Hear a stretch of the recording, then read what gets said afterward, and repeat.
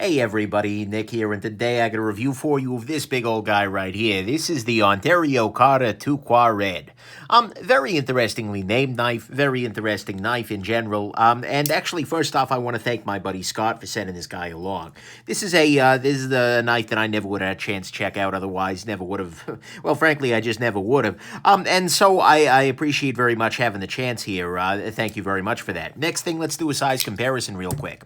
This is a big one. Here it is next to your Spyderco Delica, so it's a big freaking knife. Here it is next to your Ontario Rat number 2 and your Rat number 1.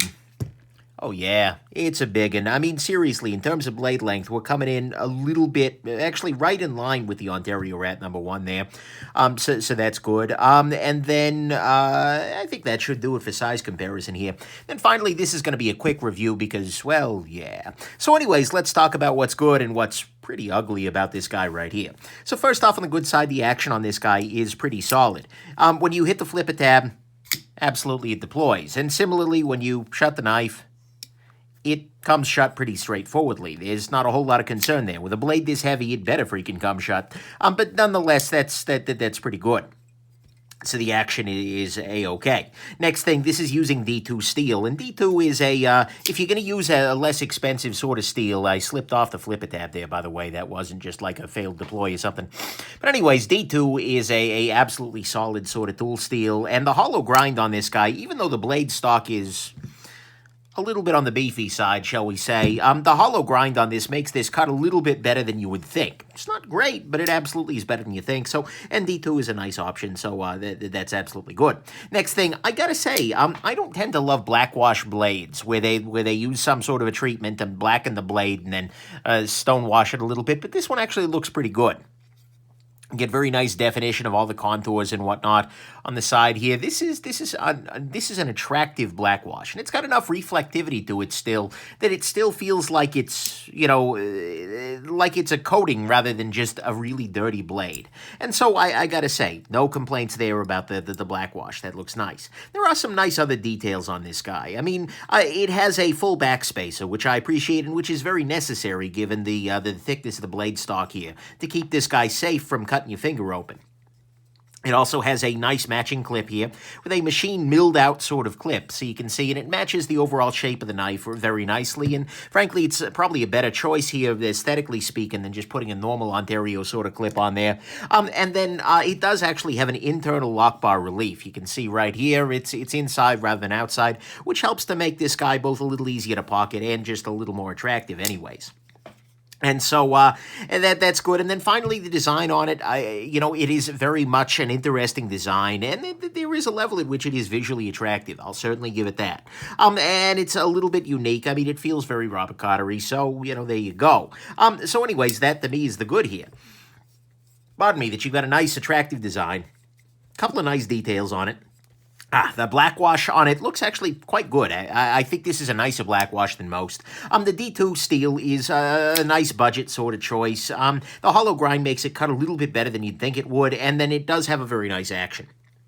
100%. So that all is the good. Unfortunately, we're not done yet. And let's talk about the bad here. And, to start with on the bad side, 2Quared, really. Like, I know you think that that's pronounced squared, but it isn't. It's 2Quared. Come on, guys, get with the program.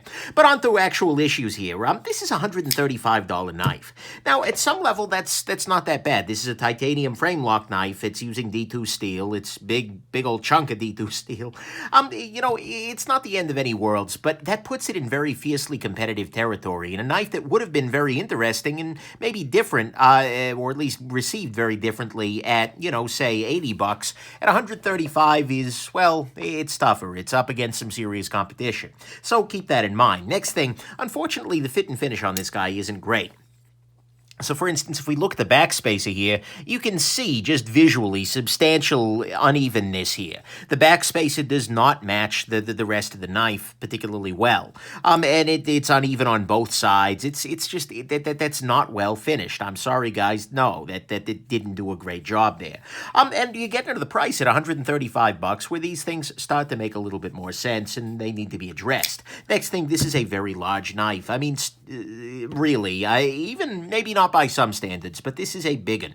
And especially in the pocket, it's a very big knife too. I mean, compared to the Ontario Rat number 1 here, you can see it's wider, it's about the same length. It's a big freaking knife, and it is a heavy freaking knife. Oh my God, is this thing heavy.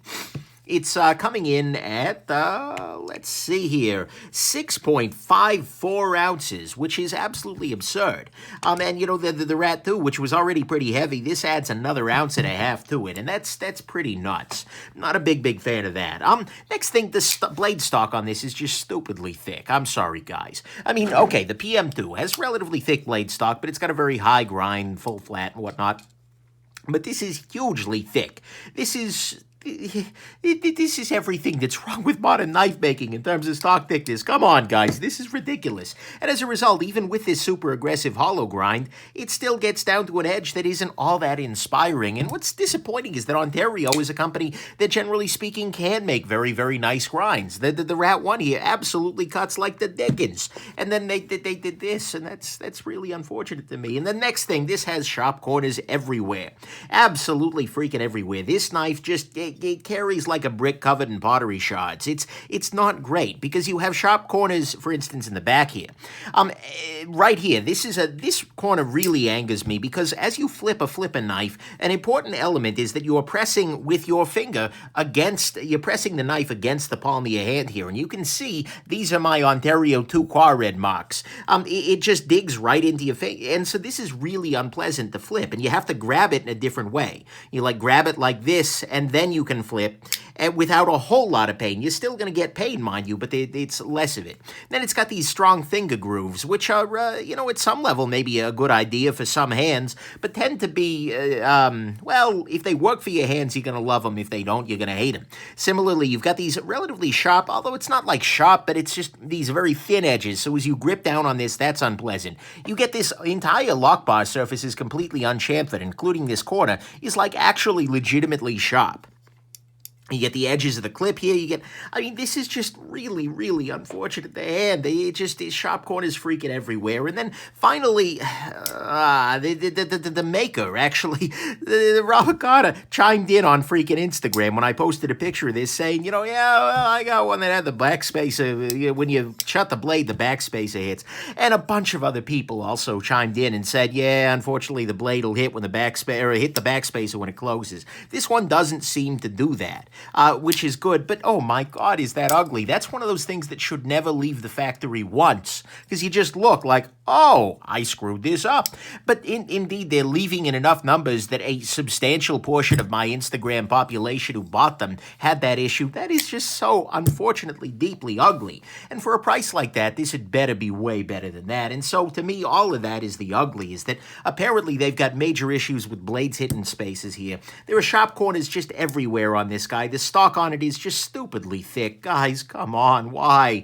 It's huge, it's heavy, it's got a very poorly fit backspacer. It's pretty pricey, or at least this may be what it costs to make, but it's up against serious competition at that price. And then 2Quared, really, guys? So, final conclusion here, in case you can't tell, I'm not a huge fan. I mean, I just don't get this at all. I mean, it's $134, which puts it against some of the best in the business. The blade stock is ridiculously thick. It's heavier than a freaking boat anchor. It's awful in the pocket. Lots of people are finding production issues. It's about as ergonomic as a bag of angry hornets, and I don't see it at all. I mean, it's not bad to look at, 100%. And this view right here is where the 2Quared makes absolutely the most sense. The action is absolutely solid, but the thing is, you can buy so many great knives for $135, any of which will be more practical, more ergonomic, more impressive, more excellent. I just don't know who this is for. And so this is a knife that I do not recommend. In fact, like, I actively disrecommend it. It just, like, if you see this knife walking towards you, just cross the street. That kind of thing. I mean, maybe if you love the design that much and you just want to have this and put it on a shelf, that's fine. But as an everyday carry piece, this is just ridiculous at every level. I mean, maybe for somebody out there, this is just perfect. They want a super heavy folding hatchet sort of thing with hot spots, but I'm definitely not that somebody, and I doubt that you are either. So there you go. The 2Quared, no. Just no. But anyways, thanks, Scott, and have yourselves just an absolutely wonderful rest of your day. Bye now.